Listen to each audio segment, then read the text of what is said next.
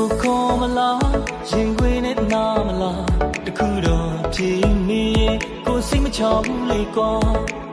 ကိုခေါ်မလားရင်ခွေနဲ့နာမလားတခုတော့ဖြေနေရင်ကိုစိတ်မချဘူးလေကွာ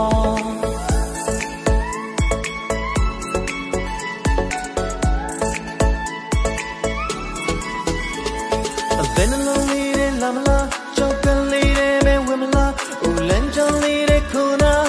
ကိုရဲ့ချစ်စိုးရ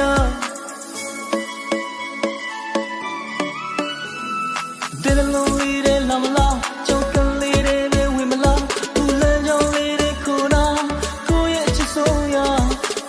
ကိုခေါ်မလားရင်ခွေနဲ့နာမလားတခုတော့ဖြေမေရဲ့ကိုစိတ်ချဘူးလေကွာကိုခေါ်မလားရင်ခွေနဲ့နာမလားတခုတော့ဖြေ